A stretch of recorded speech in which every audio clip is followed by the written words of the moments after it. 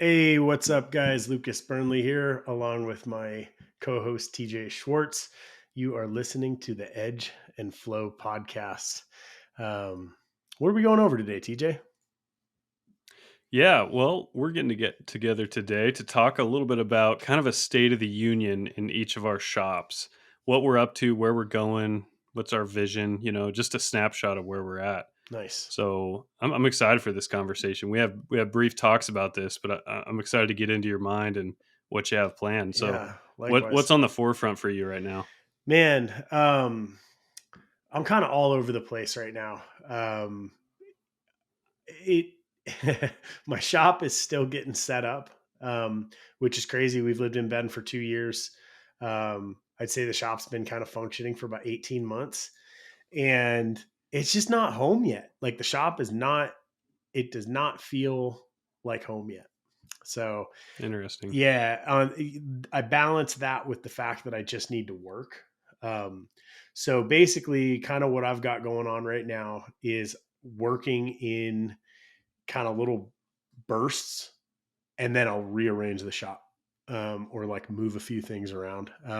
Almost all my equipment is running. I've still got a surface grinder down, and I'm down maybe one grinder and a good compressor. So Mm. I've So got I a Kaiser coming.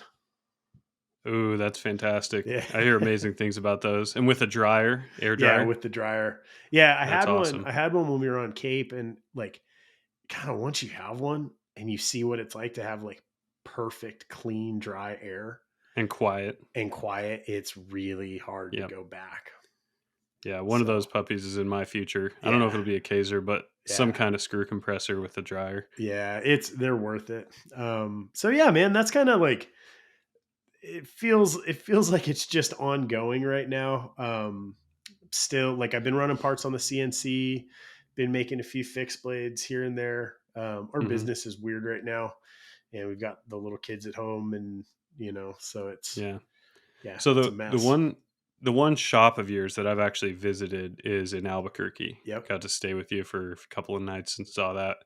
You talked recently when you and I were having a conversation about how you kind of romanticize that shop and how it was Yeah. kind of like when you found the best groove of your life. Is that right? I think it's a function of the type of work that I was doing 10 years ago.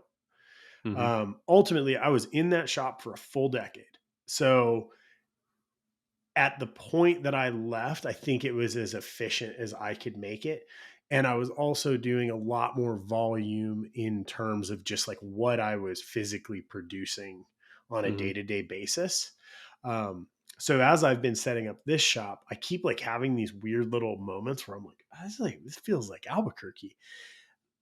It's about the same footprint. The new shop's 1,500 square feet. I think Albuquerque was right at 1,000, but we're split into two floors. So the first floor is pretty close to my shop layout that I had in Albuquerque. It was tight space, but everything had its place. Everything had a Mhm. function. So yeah, I've given up on trying to like overthink it, and I've just slowly been Yeah. putting it back together that way. Yeah. On that thread, on the conversation of square footage, I do think it's kind of interesting how much can fit in a confined space. Yep, It's I think sometimes too big of a shop can be a curse. I mean, absolutely. I don't have that experience personally, but just it seems like when you have a small shop, you're forced to make harder decisions, which Yep. end up serving you well in the long run, as far as like acquiring new equipment or holding on to stuff you don't really need and stuff like that. Yeah, and just general workflow and layout. So I got to experience the other side of that, which was going from 1,000 square feet to when we moved to the Cape, I had 2,400. Mhm. And yeah, you basically just go out to the walls, and then Mhm. everything is far away from everything else. And I started to work back into like these little pods because it just felt Yeah. like I was working in a football field, you Right. know? Yeah. I can imagine. Yeah, I Yeah. think I tend to think for sole craftsmen, like even up to like two people on a shop floor, I tend to really like small, efficiently designed workshops. Yeah. Oh, I It's at tend a to good agree. human scale. I tend to agree. Yeah. And for me, like in my future, what I want to head towards is like the 800 to 1200 square foot range Yep.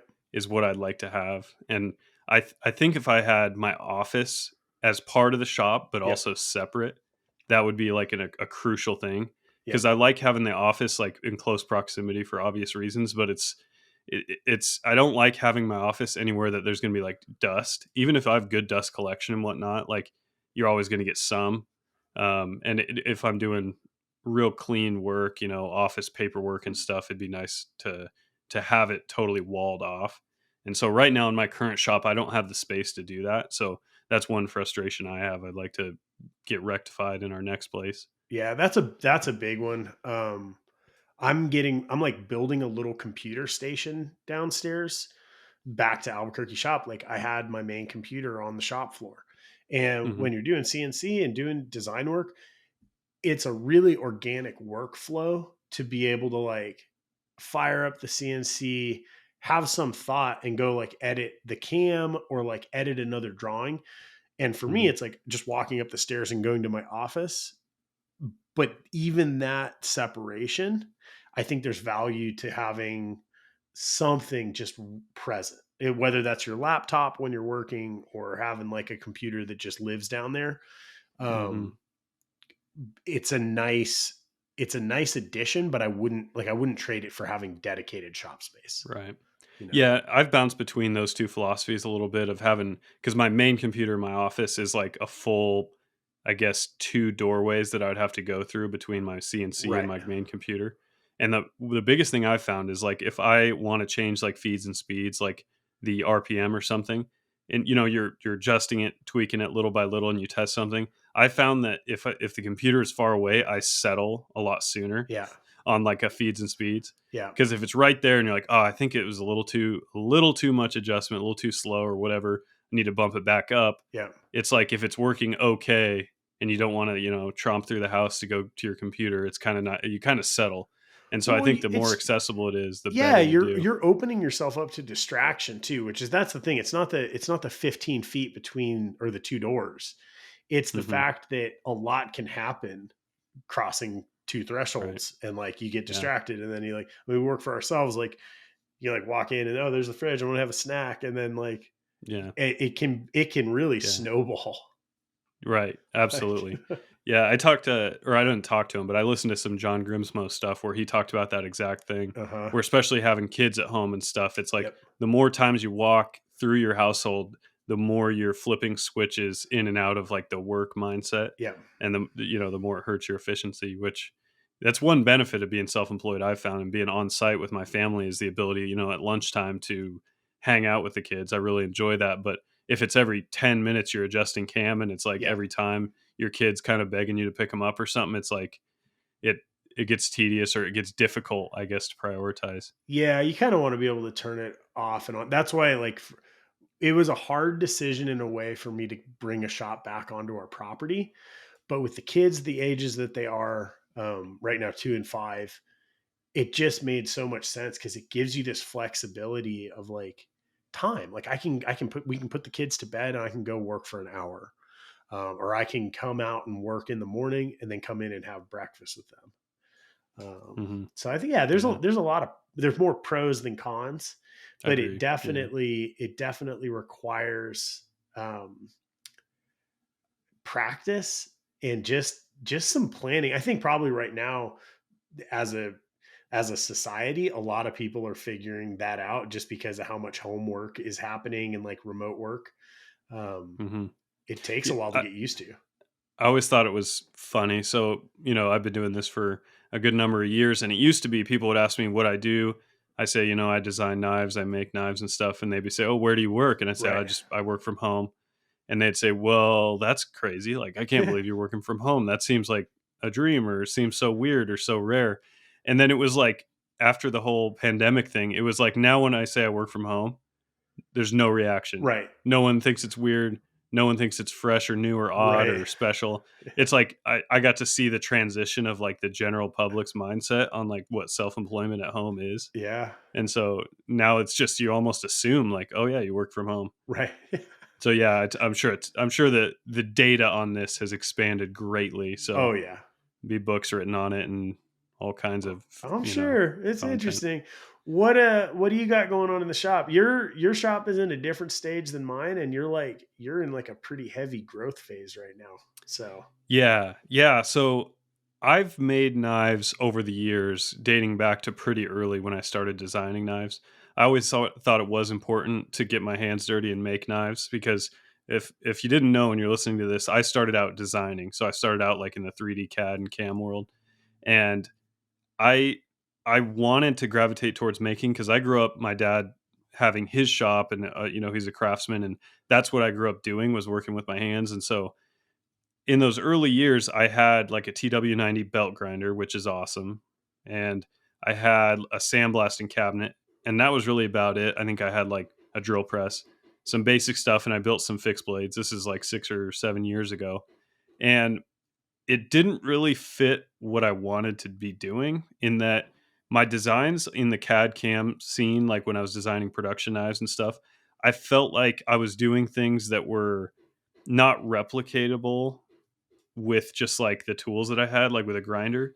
And it right. was like I felt like if I had to design it and simmer it all the way down to what I could just grind, it bothered me in a weird way because it was like I really liked things like chamfers. I really liked intricate Yeah, they detail were and things very that yeah, very geometric. yeah. e- You had a lot of detail work that would lend itself towards CNC.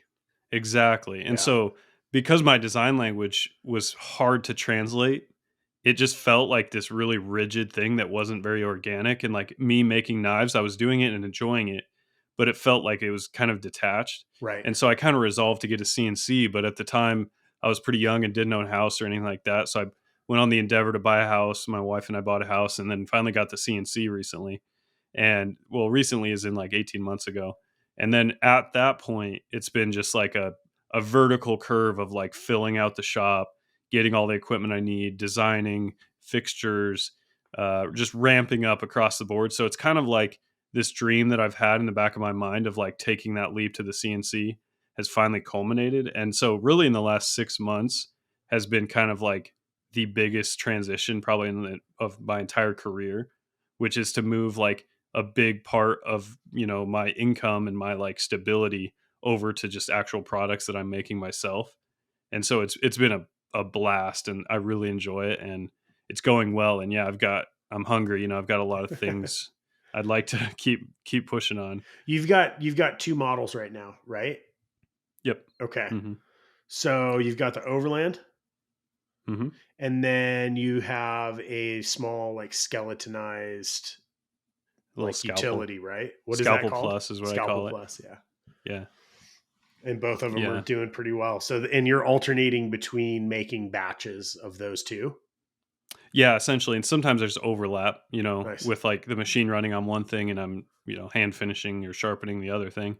And that's one of the things that I've had to learn about is like because I'm running my shop in like a small scale sort of manufacturing kind of way almost, scheduling is actually like one of the biggest things I have to focus on. Hmm. And it has to do with I can't work on like one knife start to finish and then start the next knife or the next small batch Right. because their numbers are big enough now that like when it goes to heat treat and when it comes back, I have to focus on, am I going to have the handle scales ready by the time they get back from heat treat?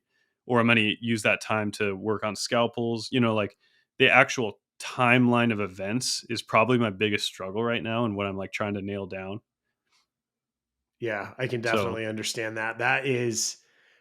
That numbers teach you efficiency in a way that just building cannot on its own, if that makes mhm, sense. Like as soon yeah, as you're working with numbers, like, if you're working on 20, 30, 40, 100 pieces, it's like efficiency just becomes glaringly obvious. And yeah, like for any sure. inefficiency is Gets glaringly exposed. obvious. Yeah, it just Yeah. you see it in a different way. Because I mean, if you're making something completely by hand, or like working, like I'll do stuff on the CNC where I'll make five knives, and like basically I'm working on one knife almost all the way through. Like I'll cut all the parts, but you Mhm. just in those numbers, like the efficiencies don't, or like the inefficiencies don't stack. Rather, Right, you right. just don't see it when you're doing Mhm. 100. Man, Yeah. And I found that really significantly when I was doing all my Kydex, in-house, or I hmm still am doing all my Kydex sheaths in-house. And it occurred to me when I started to scale the volume up that I was like, the labor of doing Kydex sheaths just completely manually was like a huge percentage of the labor in the knives I was building. Like, right. and it doesn't feel that way when you build 3 of them. Yep. But once I was doing 100, I'd build the 100 knives and then have to build 100 sheaths.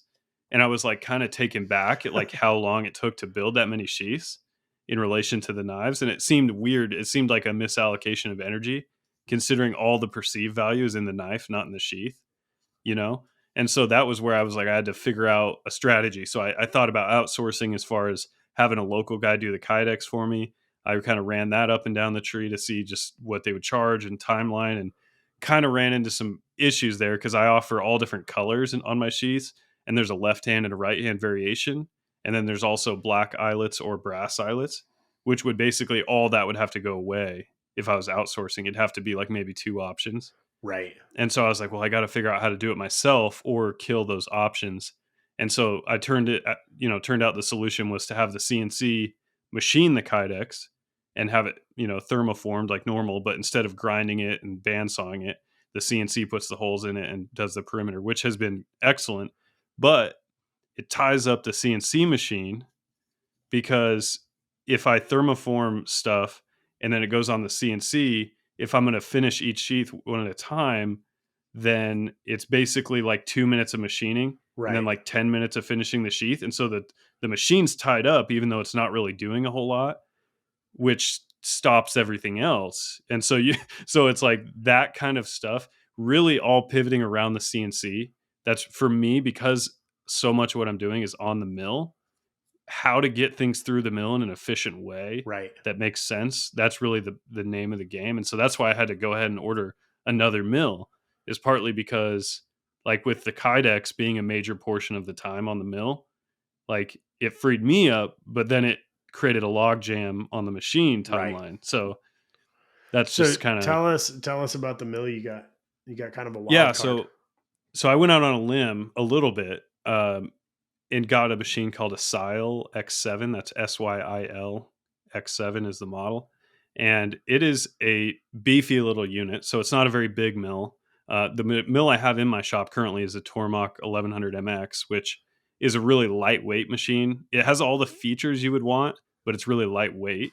And the new machine has pretty much all the same features like on paper, but it's a lot heavier and has a lot more just general mass. It actually is like 3.5, 4 times heavier and like 4 times more power. Specs are And super so, impressive on paper. Like you and I have been going back and forth in this conversation of like looking at Sile and Haas. You found right. Sile and you found that they presented a really unique opportunity kind of value for Hmm. features. Hmm. My primary concern was like, aftermarket support Yeah. and Serviceability. serviceability, right? Hmm. So I'm still kind of like leaning towards Haas, and you've actually ordered a Sile. So now I get Hmm. to use you as a tester and see how it goes with Yeah. Sile. But on paper, like the features, what they're offering is insane. Oh, it is. Yeah. I'd heard of them before. Like like 5 years ago when I was kind of looking around at CNCs and stuff, not very seriously, that name came up and I looked at them. I glanced past them. And at the time, I could read a list of stats or specifics on a machine and I didn't even know what I was looking at. Sure. Right. And so Tormach was like the biggest name brand that was in my budget. Right. And so that was like single phase power and other things that I needed. And so I went with that. But now that I have machining experience and I understand specs, then I looked at the Sile and was like, wait a minute, this is kind of like a sleeping giant, like kind of Right. like an affordable opportunity that I feel like is being underutilized in the Totally. industry. And so I decided to just give it a shot and see what happens. Do we know any knife makers who are running a Sile at this point? So I'm in a Facebook group that's Sile operators or Sile owners or something Mm-hmm. like that. There's a few knife makers in there, but they're like hobbyists as far as I can tell. And they're not people that I know Okay. outside of Sure. they're not knife industry people that I know. Outside of that group, yeah. Yeah. No, like, Yeah. household names. Interesting, Yeah. man. When's that mill hit? So about a month, I believe it might be 5 weeks, something like that. Nice. So it's coming quick. 5 weeks. What other automated equipment do you have? You have a laser, right? You have a fiber laser? Fiber laser, Yep. yeah, 50-watt fiber laser, Galvo. Okay. Nice. Mhm. And then 3D printers. Yeah, a couple of just a standard FDM 3D printer, Mhm. glorified hot glue gun Yep. with XY axis, and a SLA printer, which is like the resin type, high resolution. Right. Are you finding at this point, are you using one more than the other? I rely on the FDM. It's a Prusa Yeah. 3D That's what printer, I have too. and I rely on that thing 9 times out of 10, Uh-huh. because it's there's no cleaning, there's no mess, there's no smell. It's just the fastest, easiest, simplest, most bulletproof.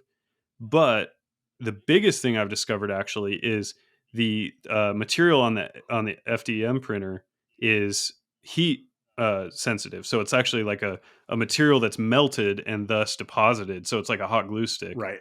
Where if I'm trying to like I make my own sheaths, and I have different like interfaces on the sheath, and so I have to 3D print generally the scales of the knife to simulate like these different pedestals for mounting like clips and things.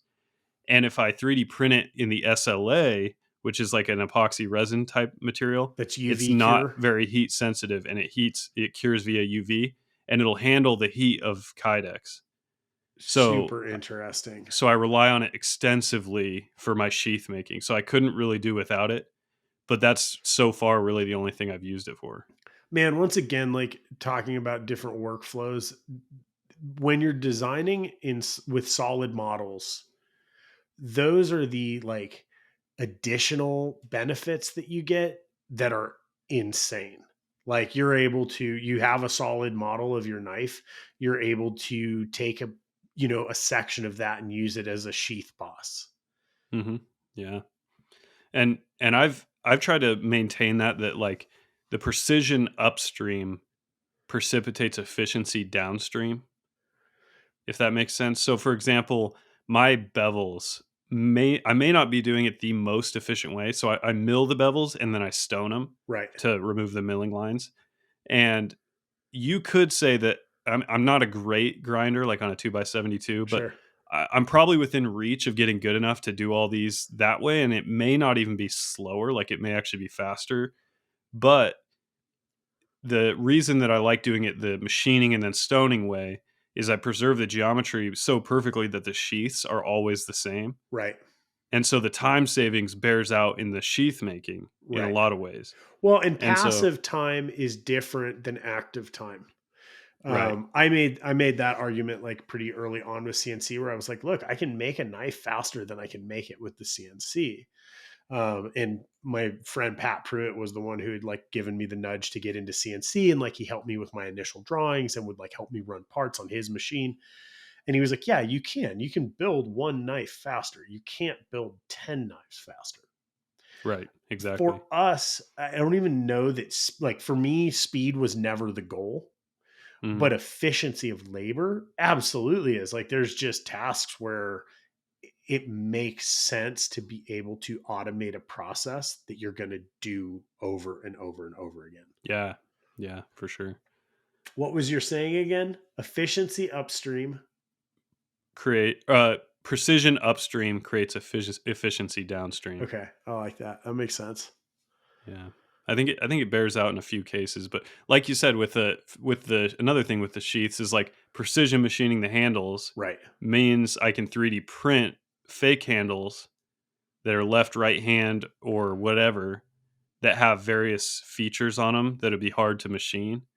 And it's like you said, you couldn't do that without the handles being machined to high precision. Right. You know what I mean? So it just and the sheaths is where it really bears out in a fixed blade, but in a lot of different especially folders, like there's other situations where that pops up, I think. Yeah, definitely. I'm excited for you to tackle a folder. I want to get there. I'm looking forward to it. I have a few kind of missing pieces in my picture that I'd like to have before I tackle it, Equipment wise, or strongly. I'd like to have a surface grinder. Yeah, So I don't have a surface grinder. I could have it ground out of house and do it, but I don't want to do it just to do it. If I'm going to do it, it's sure. because I want to do it well and right and in a way that I think is, functional from a business standpoint. Right. And if I'm trying to prototype knives and I'm waiting a week or two for someone else to surface grind it just to test it out and figure out I need to make a revision, it's like the whole model of failing early, failing fast. I don't know Yeah, if you've ever heard that, absolutely. but like quickly reiterating, it's like without a surface grinder, I really can't quickly reiterate anything from a folder standpoint. I think being Um, small shop, I think the ability to iterate quickly and make adjustments is, I don't know that it's undervalued, but I think it for me, it's one of the most critical elements of a small shop. Like, even if you're not going mhm, to do all of your own heat treating, the ability to heat treat is so valuable. Like, absolutely. you might lose a box of blades in the mail. You might have a show that's coming up and the knives don't show up. Like, there's so many things that can go wrong that if you're able to just do it at a small scale, Mhm, creates so much value. I We agree. had I go to these like small business meetings. They're like blue collar executive level. Mhm, Last night it was at this company, Thorin, which does like suspension, crazy long travel suspensions and stuff for Rams. nice. They have like, so we went and we like got to hang out. They just bought like a crazy 9-axis Doosan, Oh man, like machine. You can like get inside of it, just crazy. 9 axis is that? So is it like a lathe spindle in it? Yeah, it's like a lathe, Yeah, spindle, mill, like it's yeah. crazy. But they have a little laser cutter on the floor, and they're like, the majority of our production we send out for laser work. They're like, but the ability for us to design and test a product real time, they're like, it's invaluable. Oh yeah, You know, yeah. you can And it, over efficiency. You can get to the point of efficiency where like you don't make anything. That's not yeah, fun. I mean, yeah, obviously it works for some people and what they want to do for their business, but like I like making things. yeah. Same So, here. you know, Yeah, no, it's reiteration is obviously imperative. I mean, any design manual or class will tell you that like reiteration is just that's where all the cream rises to the top, you know right. what I mean? And so if you can't reiterate in any reasonable way in your shop, like if something's missing that's bottlenecking your Yeah. reiterations, that's an issue for innovation and for perfecting not just the product but the processes in general, Right. and so yeah, that's the folder thing. Again, I don't want to sink a bunch of time into it and get sideways and backwards trying to do it just to say I did it. Right. I'd like to amass the correct ways to do it Right. the right and do it in a strong That way. fits your process in general too. Like, Right, you're not really going to half-ass it. I feel like. right. Have you looked at the Tormach surface grinder? They discontinued it. Oh, they did. Yeah, yeah. So just recently, the big thing that I'm where I'm at is I don't actually know if I could fit one in my shop, which sounds Really? crazy, no matter how small. You could fit a Because small one. You could have fit the Tormach, I think. I don't know, man. Really? Not with the two. I don't know about with the two Oh mills in yeah, there. because you're going to be running two mills. Yeah. So yeah, for those listening, my shop is 280 square feet or something like that, and I'm gonna have two CNCs, a grinding area, sandblaster, air compressor, drill press, workbenches, tumbler, in a very like a small 1970s one car garage, like a small like you couldn't fit like a full size truck in the garage, and and that's like my whole shop with two CNCs in it, which You're I'm happy with it, right. It's but doing everything the you need it to folder do. thing the folder thing is maybe a bridge too far in this size shop. That's what I'm starting to think. Something fun to dig into a little bit. And like, I'm a huge fan like of what I think of as like the modular shop. Like, Mhm. I jump around on the type of work that I do, and like sometimes I wish I could be more, I don't know, like linear. I'm Mhm. like, this is a product I'm going to make. Here's the process that I use to build it. I've never had that. So it's like I'm setting up a forging area in my shop. So I've got like a CNC machine, and then I've got like, 1800s Yeah, industrial revolution tech it's awesome. 10 feet away from it. I And love it. yeah, but it has made me design my shop in a way that workstations can be like moved and reconfigured depending on what that work looks like. Mhm. It's pretty fun actually. Like lately, I've almost taken it on as like its own project, which is this idea of like the modular workshop. Yeah. If it You if use casters for a lot of Yeah, if things? like so the Yeah. basic rule is like if something can be on wheels and function, it should be on wheels, right? Yeah, that's And I awesome. use like high end casters that have like I've got my like a little milling machine on casters, and basically like it's got auto levelers. So like once it's in position, I can crank the levelers down and it's back to being a rigid tool. But being a one man shop, like the ability to move even like a 500-pound machine is huge. Mhm. um and then like from there, like workbench heights, like I have like different benches that can be reconfigured. Even like I set up like in this hot work area, I set up like a weld fixturing table, and it's on wheels, but it can like roll up to other tables. I can get extended work surfaces. Mhm. So your shop, because you're space limited, I think is prime for that thought process, because you have tools that you need, but you don't need every day. Yeah, permanent access is not necessary. Permanent access is not necessary, but like Yeah.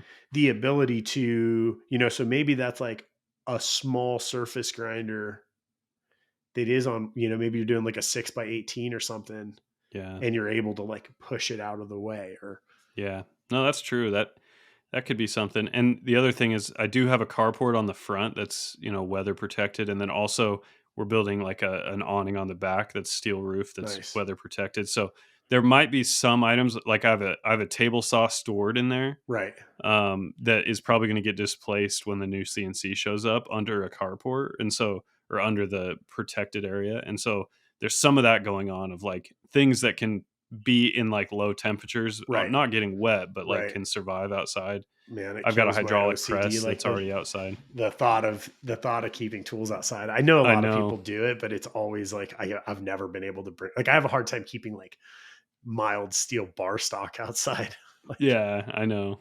Yeah, are you it is. familiar with Festool?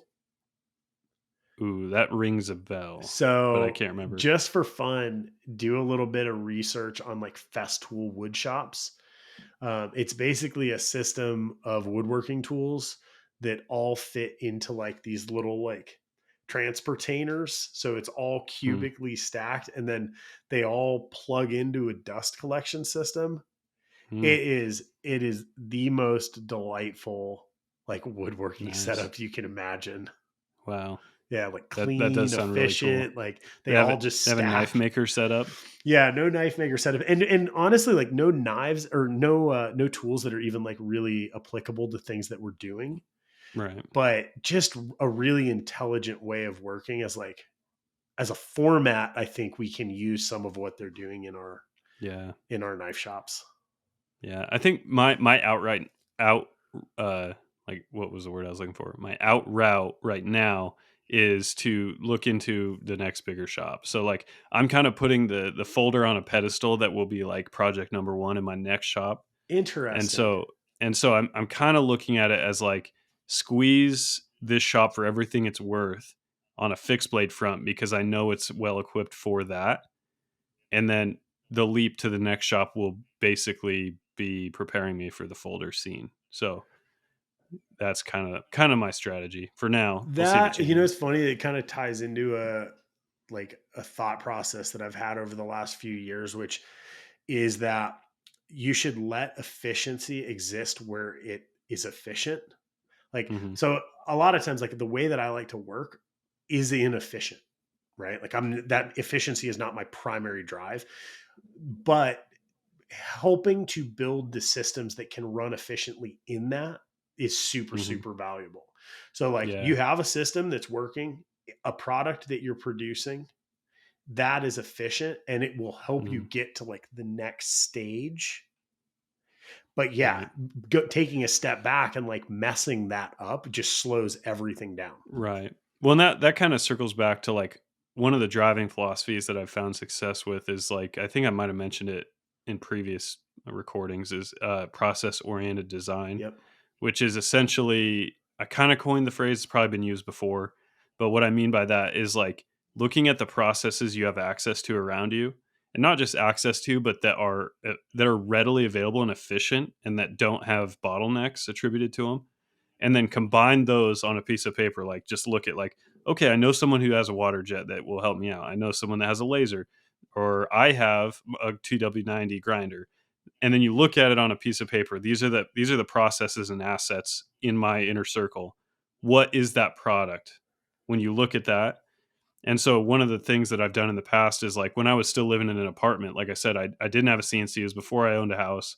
I really wanted to make stuff with my hands. The knife thing wasn't really panning out, making it myself.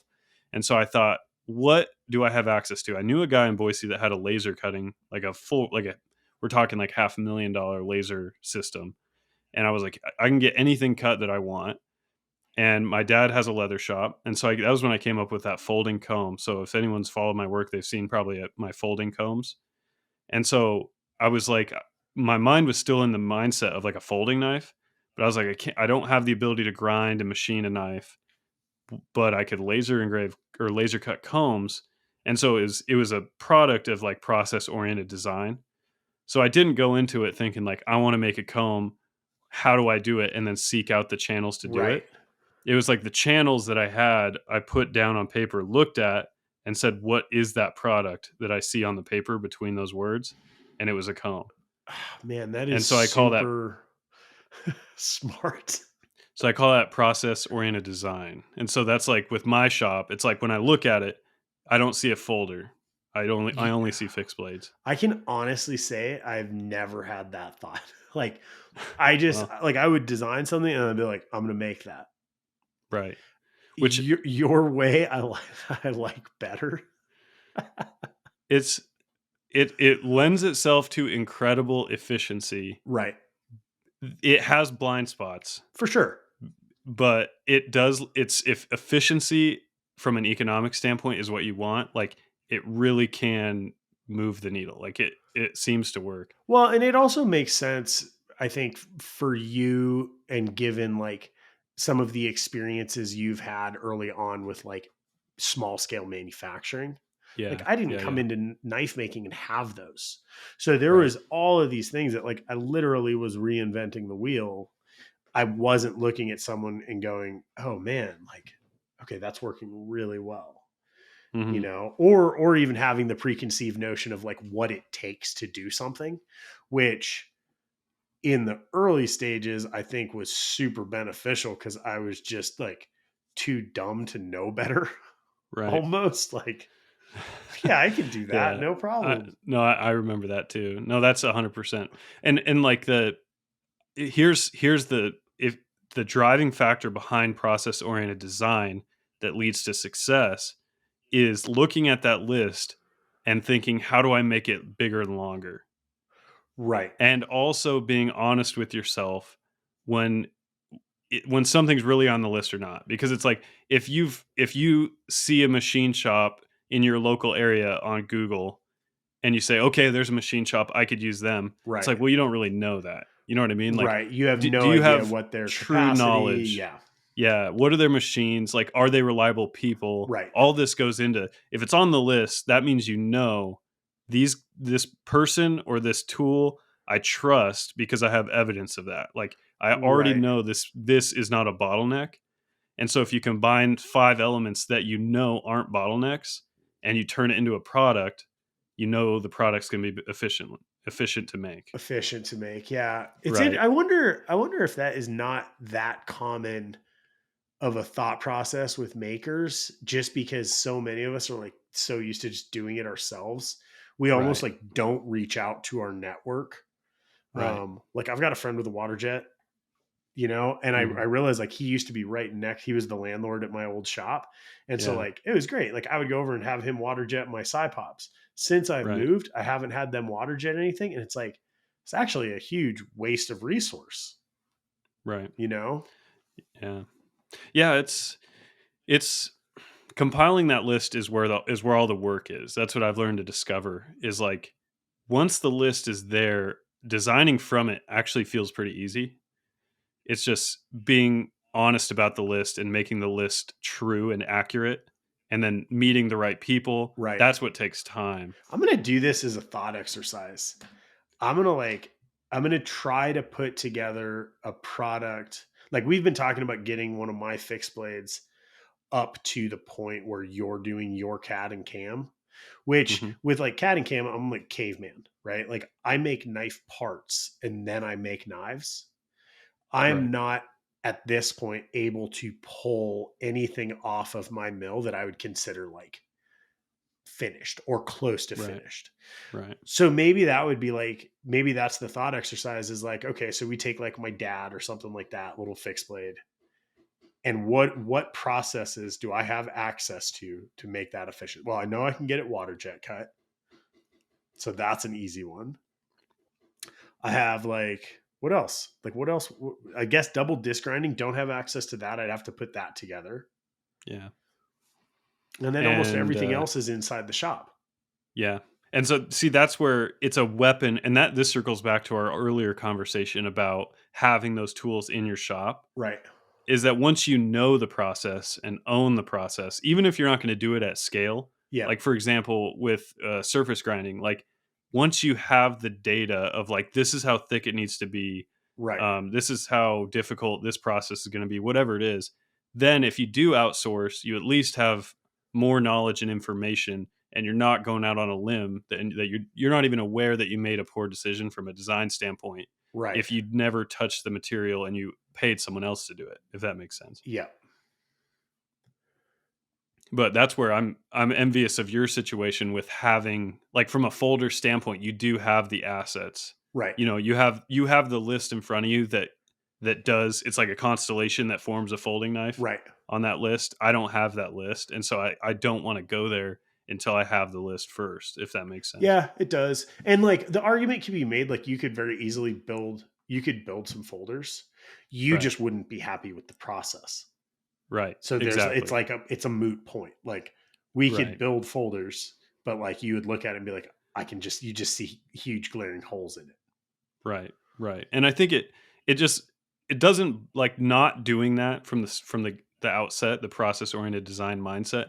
It doesn't mean you can't make it and you can't make money. It doesn't mean it's not going to work. Totally. Like it's just that if you start with a process oriented design, then day one it's almost like you're on a rocket ship because if you only it's like water flows and it's like through the easiest pathways in front of it and Sure. if you only want to pick those pathways it Right. just goes fast, Right. you know what I mean? So it's like I imagine it like a Ford Motor Company, they're looking at things this way of like if they want to bring a vehicle to market they have to do XYZ, you know? And so I think in the smaller scale one man shops maybe there's sometimes not as much of that, Right. and not to anyone's fault, just that the mindset of efficiency actually kind of escapes a lot of mindsets when it comes to making knives. I being like coming at it from more maybe like an artistic standpoint in my head. And this is like I hesitate to say that because like you actually have like a really artistic background. So it's not that you don't come at it from that way either, but I do think you have more oversight on your processes as opposed to like I come at it like fairly free form a lot Right, of times. I'm like right, I'm as likely to build something completely by hand to prototype it as I am to yeah, build it on the which is CNC. a beautiful thing. I Totally. think it It's bears out. yeah, the skill set is great and like if you took the numbers away, like I look at it, I'm like, if someone removed the need for money from how I work, like how would I work? And a lot of times I Mhm, just realize like I probably just sit down and like build a knife. yeah. Like if I Well, wanted I one. have I have it. Maybe it's a tick. Maybe it's like a weird little nervous part of my brain. But if I'm doing something, and this is where I might differ from you, if I'm doing something and it doesn't feel efficient, Yeah. it's frustrating to me. Yeah, Like, I get that. and, it's like if I'm halfway through it and I'm like, my brain can't not do somewhat of a time study on what I'm doing. Yeah. Like it just I can't not do it. Like if I when I'm going somewhere, like I'll be driving to my parents' house who live like 5 hours away. Obviously, I've driven it 100 times. I will navigate it because I want to know exactly how many miles and like what my time distance is. And my brain like is always doing a time study of like this is how fast I made it the first 100 miles. Like Oh this is man, what I normally do. And like I don't know why. It's just like it's your spreadsheets are my nature. favorite thing in the world. Like just data is just something I love, which is super weird. I don't know why, It's good. It's but a good I thing to can't get out of love. it. And so that's where the efficiency, it's not that it's just like an economic thing or Totally. money making thing. It's like it actually hurts me not to be efficient. And so Yeah. it's like I try to avoid it. Money is a really easy, like, I guess, gauge to use, like when you're talking Right. about anything business related. But I would guess that like 9 times out of 10 with makers, money is not the primary driver of interest. Um, like I've never been money driven. Like money for money's Right. sake has never been my goal. Right. Um, but I like competition and I like succeeding. And a lot of Yeah. time in business, those are related to Yeah. money, you Yeah. know. Exactly. Here's a question for you. Like again, being at like kind of different stages of our business, like how far downstream, to carry the water analogy, like do you look? Do you think 5 years from now? Um, I actually think shorter term, I would say. Like I want to say I think longer term than I really do. Okay. Because if I'm honest with myself, I think I'm almost always thinking like within a 2-year window. And I don't know if that's a good thing or a bad thing, but that's just being completely honest. Like I'm generally thinking 12 to 24 months out. Yeah, that I mean that makes sense to me. I'm not I never know what I'm going to do in 5 or 10 years. Yeah. Like I've never Yeah, I had can't that say I like do. big of a Yeah. scope.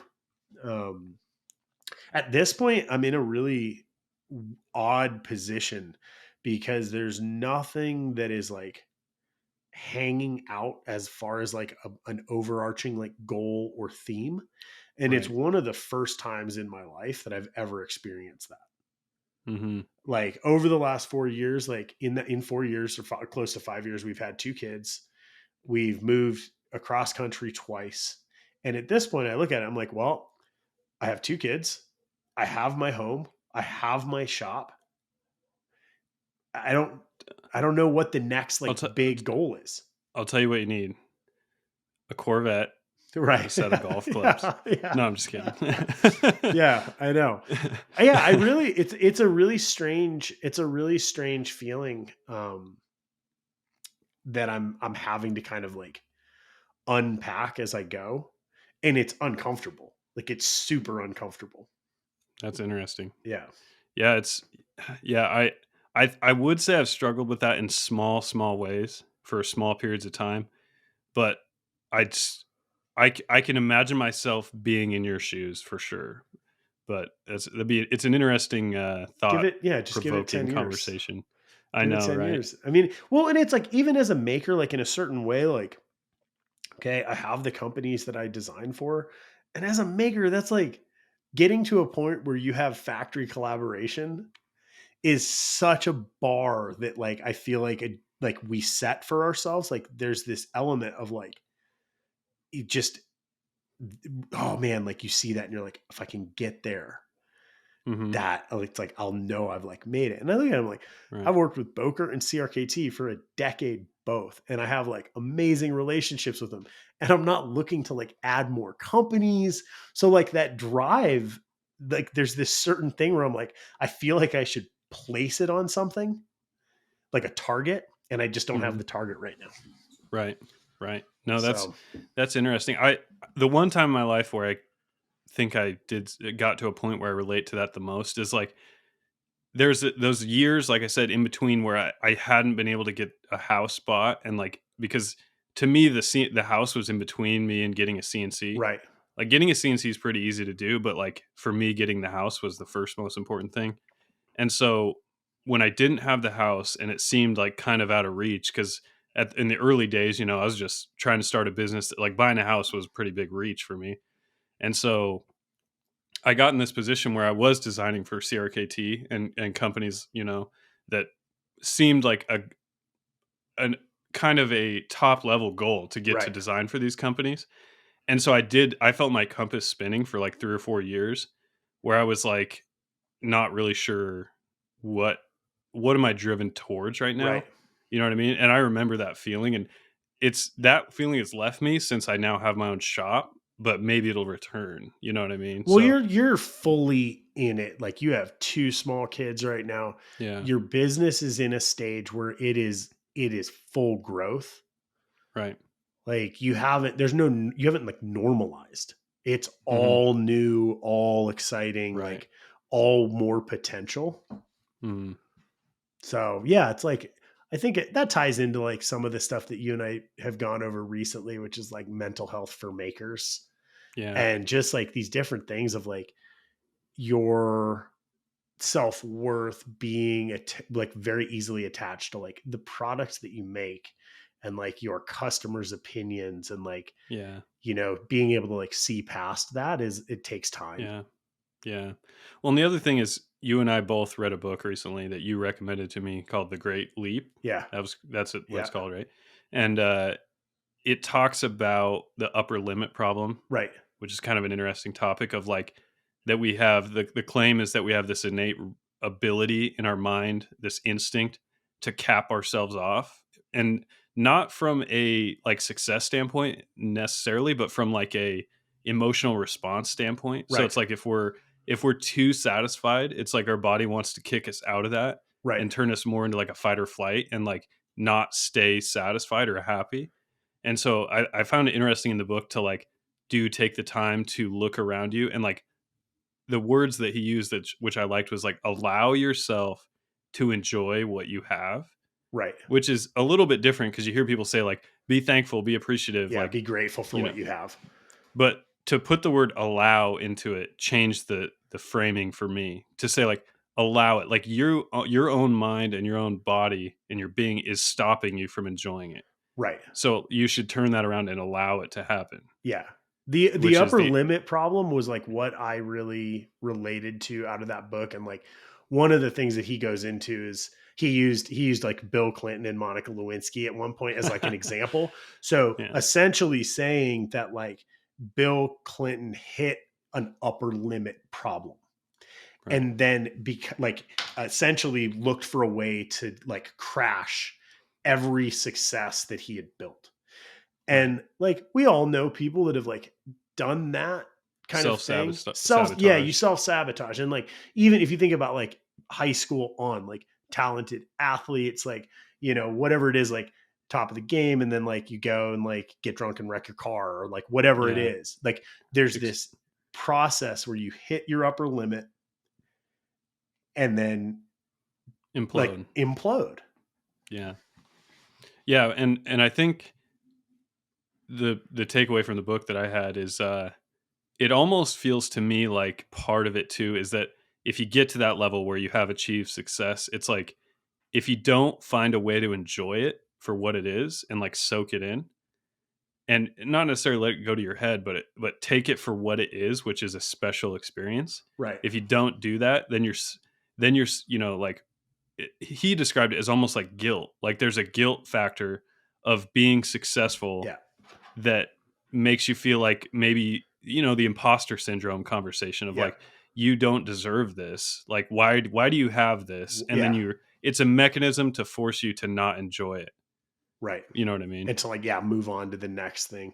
It's hard, man. Yeah. Like I've realized over the last like maybe 4 or 5 years, like a lot of the things that drove me in my 20s, they had just changed. Whether I didn't have that need or that goal had changed or something, I don't know, but I realized I was still working exactly like I was trying to achieve those same things. Right. And that was a big shift for me. And it's like an ongoing process. But yeah, like sometimes just like like being okay with like the way things are, being present in the work that I'm doing. I'm running a big batch of Cypops, a big batch of polys, and then a bunch of cord wrap Kwaiken type knives. And I Mhm. look at it, I'm like, I could be doing those 10 years ago. like there's a certain part of me that is like I've done that work. I'm past that work. My skill set's past that work. And so for me, like finding value in the processes themselves is like where the value for those come. Yeah. Like I know No my doubt. customers are going to be stoked. And like for me, it's almost like taking a break. Like I always joke about the bandsaw being like, you know, the easiest thing just to like sit and do and Yeah. it being totally satisfying. And that's like, Yeah. I guess if I look at, like Cypops and little parts at this point, it's like that's the thing. Like you're present in the work and the Mhm. work is satisfying. And that's enough. Yeah, exactly. Yeah, and I've found that I've now that I've read that book, it does help me because like I've had moments where it's like, for example, today I was stoning blades, like so I mill them and then I stone them, and I'm sitting there stoning them, and I'm like thinking about, man, this kind of sucks or whatever, and then I catch myself, and at this, I'm listening to an audiobook, and I think about it, and I'm like, I'm listening to an audiobook, and I'm in my own shop making my own knives Yeah. and selling them to customers that really appreciate them. I'm like, that's awesome. Where You would know you what I mean? rather Like, be? exactly. It's Like, like it doesn't suck, right? no. It doesn't suck at all. And so there's a way out of it if you catch it, before you get too involved in feeling like, well, this particular job sucks, like in Right. this moment.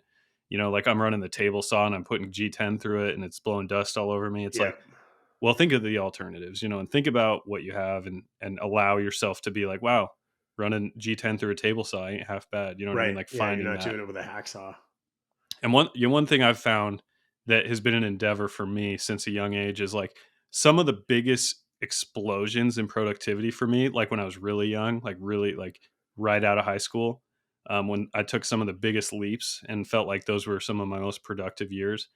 Sometimes I felt like it was driven by like frustration. I would even go as far as to say like anger sometimes. Like if I felt like I wasn't doing enough fast enough, I would get angry. And the anger actually was like a huge tool. And there was a time in some of my like early 20s where I'd be like, I'm not like I remember catching myself finding and thinking that like when the anger went away, the productivity went down. Right. And I was like, how do I get angry again? Like I remember thinking Oh, to that's myself, like, for the interesting. sake of my business, how do I get more frustrated and angry at something to drive me forward? And so I've more recently had a revelation of like, what's the healthier mindset to have that drives a similar motivation? So like the stereotype is like you get a bad breakup and you hit the gym, you put Right. on 20 pounds of muscle. Right. It's like, the anger and the frustration Right. drives you to do that. It's like, how can you replicate that without it being a negative emotion? You know what I mean? Right. I have a very similar process around stress. Mhm. I have always done like my best work or like been the most high functioning when I'm under like a significant amount of stress.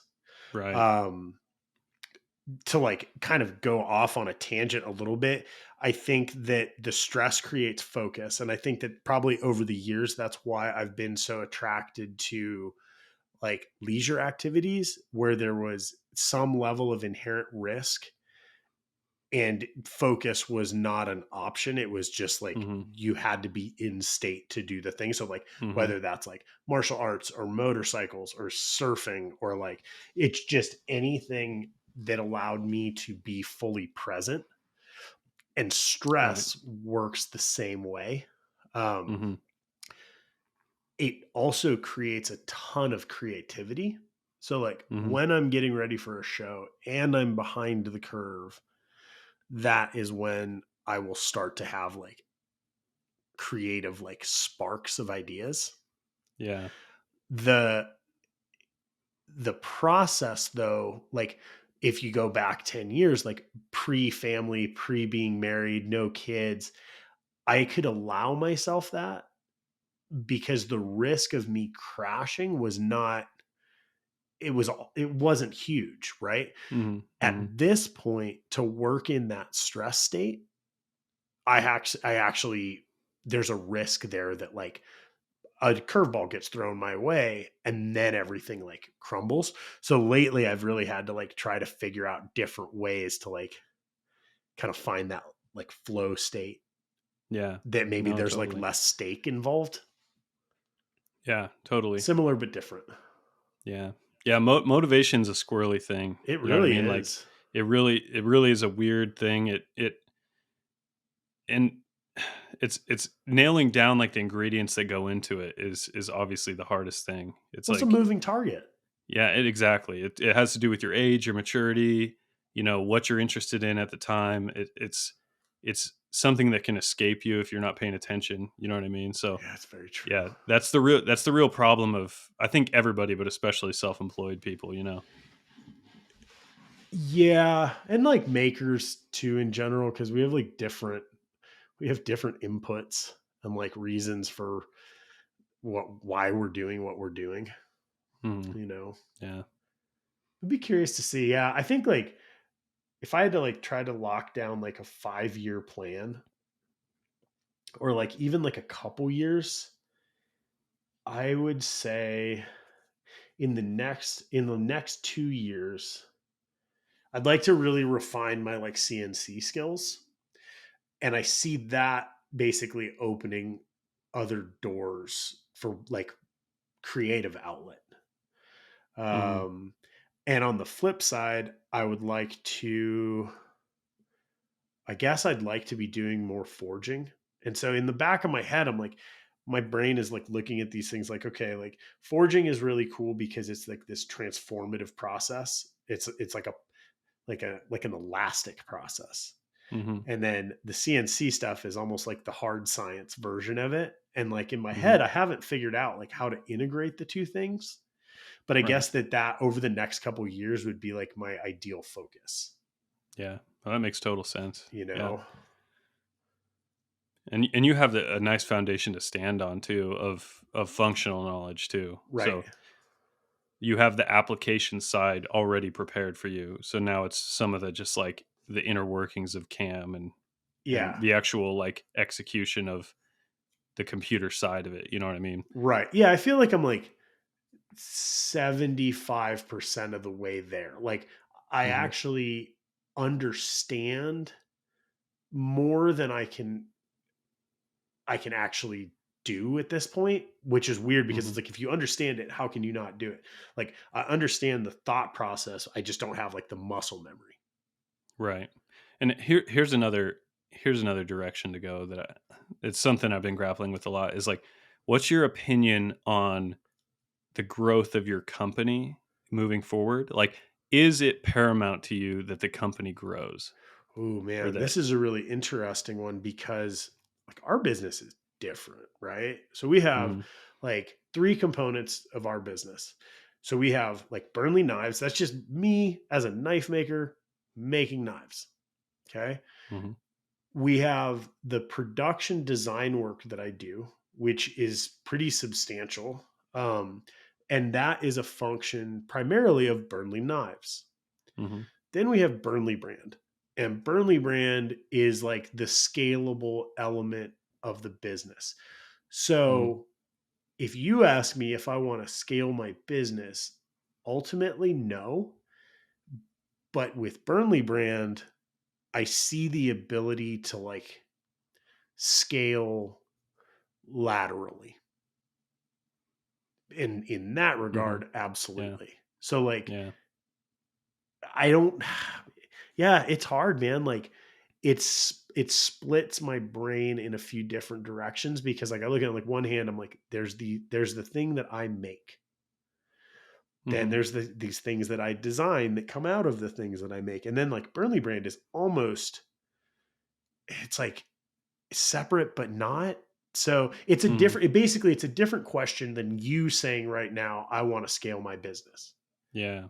Right. Right? Because for you to Yeah. scale your business in the current version is like scaling up your output, Mhm. your capacity, Right. potentially adding an employee. So yeah, I'm like focused like I would like to increase our business, but in like yeah, like Yeah. go That's sideways. a that's a question I've gotten twisted into pretzels on just thinking about because I think pursuing growth indefinitely has pitfalls, has like Right. there's casualties involved. You know what I mean? To like just purely focus on growth just permanently. Well, why? And Right? but on the other hand, like it kind of goes back to it's like a sports reference that's like you either get better or you get worse. You never stay the same. And so I think the mentality that like now I'm gonna coast, Sure.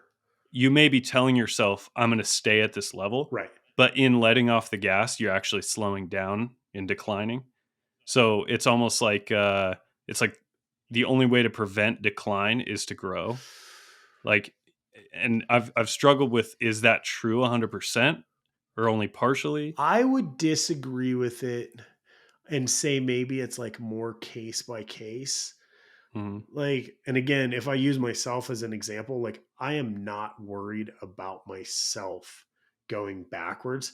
Like, I had a little bit of bandwidth. So what do? We start a podcast. Like mhm, there's never a point where I think it is actually backsliding, but there mhm, is I do think it's possible to exist in neutral. Um I think that thought process is almost like not an antiquated way of looking at work, but yeah, maybe antiquated. I think there's mhm, a time where it serves you to like mhm. look at it and go, if you're not going forward, you're going backwards. But that is like a literal Ricky Bobby quote. Like, if you're Yeah, not first, you're could last. yeah, it could be a toxic thing It if it like starts to permeates your be, yeah. being. And that's like where I almost lended is like, so having come out of like trades, it's like coming out of welding, like, and working in welding shops, like there's a lot of those like kind of toxic work tropes that exist. Mhm, And I feel like that one is kind of in there. Have you ever mhm. I'm trying to think of who it was. Oh man, who is the he's like a national living treasure knife maker. Um he's a bladesmith. I feel ridiculous for bringing it up now because I'm not going to be able to think of his name. You're talking about like a forge guy? Oh, Jerry Like Fisk. oh yeah, Okay, oh so yeah. Jerry Fisk, Mhm, he wrote a knife making book that's like this little pamphlet. And I ordered one and it's awesome. Like it's all of it's like kind of the basic building blocks of like how to run a business as a maker in a really mhm. simple and easy way to understand. And Oh, I I'd have think, to look at that. yeah, I don't even know if it's in print or anything, but next time you're at the shop, we can check it out. But I think he may have actually even said that. Like, if you're not moving forwards, you're moving backwards. Right. And I think I really believed that for a long time. And at this point, like, I don't feel like it serves a purpose in my Right. thought Well, process. and I think also you have to look at it in the lens of like if you call yourself from a productivity standpoint an innovator, because there's Right. productivity that's like physically how many knives are you making or how much Right. money are you making, and then there's productivity of like contributions from a design like intellectual property standpoint, Sure. like invention, creativity, Right. expanding the horizon of what a knife is. That I think it 100% applies to, because if you're not creatively expanding what you're doing Sure. from a intellectual property standpoint, you're going backwards. Okay. Absolutely. You If know? that's you know, what's funny is maybe that opens up a topic for a future episode, which is like how we landed on the name of Edge and Flow Oh yeah. for the podcast. Uh-huh. Because Yeah.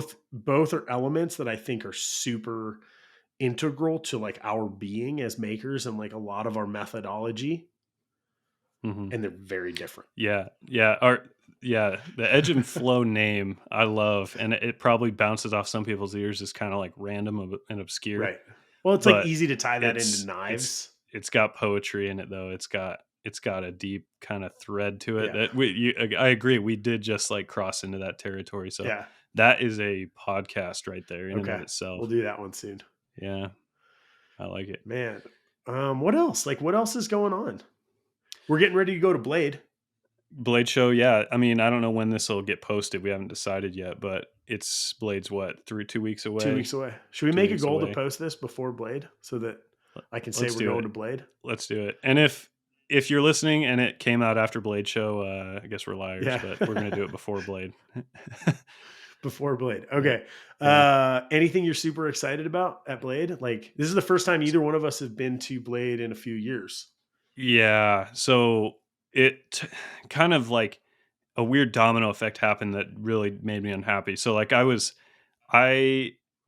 going to all the Blade shows and every shot show that from the very first minutes that I decided I was And going to when be we in say this Blade industry. Show, you mean Blade Show in Atlanta. And yeah, as So well as Blade Show when we say West. Blade Show, we mean like the big show. It's The Blade Blade Show Show. Atlanta. Yeah, yeah, exactly. And so I'd been to those, I don't know what it was, 6 or 7 in a row or something like that. And I was like, I'm never going to miss one of these things. Like it was how I built my career was Right. Blade Show and Shot Show. And I like had a love for them. And then I got married one year. This was 2019, and made the decision not to go to Blade Show that year because our wedding was basically like probably 10 days after what Blade Show was that year. And I was like, you know what? That's I a can I lot. can I can take this year off. It makes sense. I was like, I'll miss a year and it's totally fine. I was happy with that. And then 2020, and we all know what happened. And so the next year, and then I had 2 kids since then as well. And so it just like turned into this giant cycle of like I missed show after show after Yeah. show cuz like my kids were due plus or minus like 2 weeks from Shot Show, both of them. And then Blade Show got canceled, and then just things like it just turned into this like cycle of like totally falling out of this show schedule that I was on. So going back this year is like it feels to me like a return to glory. It's Like like going back to summer camp. finally, yeah. And You so go see our I'm friends. excited. Yeah, to Do see you people. here this is something that I'm very curious about. You've gone to shows, but you've always gone as a designer, right? So it's an Hmm. industry show Hmm. for you. You now have product.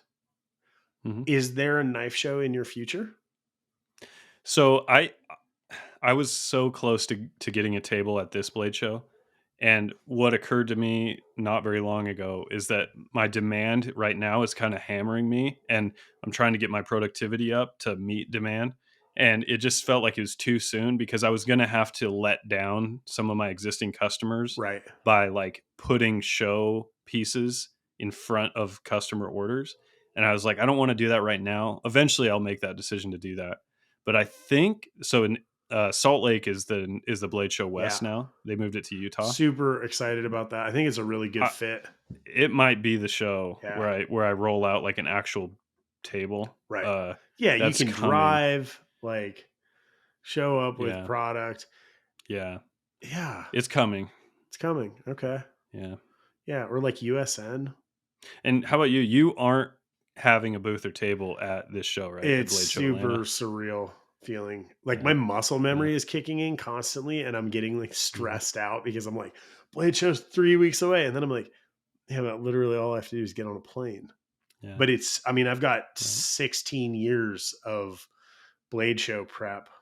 So yeah, this year, no table. I'm just going to be walking around. I'm teaching a blade mhm, grinding class with Tom Crine, which I'm super excited about.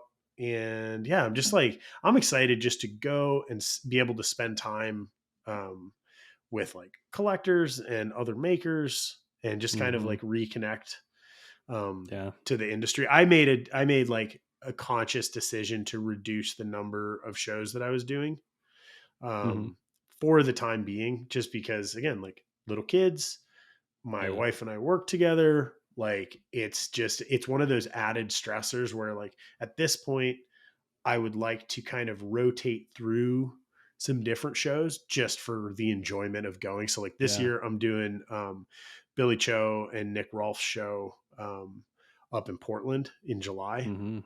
That'd be great. Yeah, and that's like same thing. It's 4 hours, you know, like just it for me, it's like that's the right amount of time to go to a show Yeah, and get to hang out.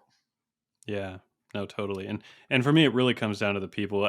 When people ask me, I think I might have mentioned this before, but if people ask me like, how do I get started in the industry? How do I get a foothold traction? I'm like, well, it's all about the people. I Yeah. mean, that's the case. Networking's the case with all business. I mean, that's like the age old kind of cliche adage is like networking, but it's like the friendships at the foundation of that, and like You just can't replicate that on like Instagram or a forum. It's just not going to happen. Harder, yeah, harder on Instagram, like easier on a forum, easier on Right. Facebook in some of the groups and stuff. It's a good starting point.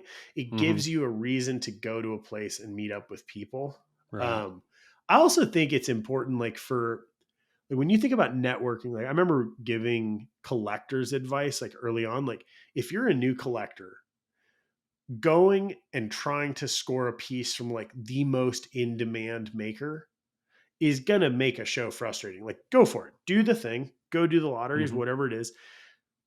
But I think it's really fun to network at like at your level. If you're a new Hmm. collector and you can get in with a newer maker, you can grow with that maker. Yeah. That's Hmm. amazing. The same is true for makers. Like Hmm. going to a show and trying to connect with like I don't know, someone who's already like busy and like is over leveraged as opposed to just Hmm. like going and meeting makers that are making like like the type of product at the skill level that you're at. You guys Hmm. grow together and that's like Yeah. that's Yeah. super cool. And you get these like cells of generations of knife makers, I've Right. noticed.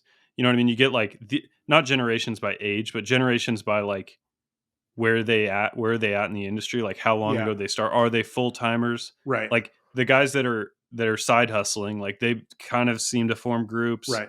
Guys, you know, and I'm not saying it's clicky. I'm not saying it's toxic in that way. I'm just saying like people that relate to each other seem to find each other. And I think it's a Yeah. healthy thing. I do too. And I think it's good to like push outside of that a little bit too. Yeah. But that's human nature, right? Like when I think about my Hmm. contemporaries, I'm like, yeah, like a lot of us came into the industry around the same time. We're Hmm. not all the same age, but we're like, you know, knife making is interesting because the range is definitely like upper limit of ages versus lower. Like the number of very young makers is disproportionately smaller than the number of very old makers, Yeah. right? Well, a lot of people are retired from something else and became full-time knife makers as a result of Right. retirement. I've noticed. Like Man, from like maybe they're ex-military or something, you know what am what I I gonna mean? do? Get a job when I retire? Right. Go the other Right. way.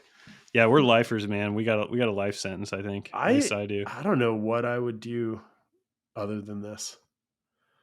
Same. It's shifted like the my interaction with the industry and like the way that I look at it or the way that I work in it has changed. Like that's the nature. But I mean, I'm 20 years in. Like I'll say stuff and Maddie will call me out and be like, "You sound like you're 60." And I'm like, "'Cause I mean, it's just time. Like you're Mhm. 20 years in an industry. That's just time. You That's know, right. Yeah. It's pretty commitment. cool. I hope I got a lot of more years. Oh, yeah. You do. I hope so, man. Yeah. Yeah. We got a long run ahead of us. I look Hope so. forward to it. Fingers I can't wait crossed.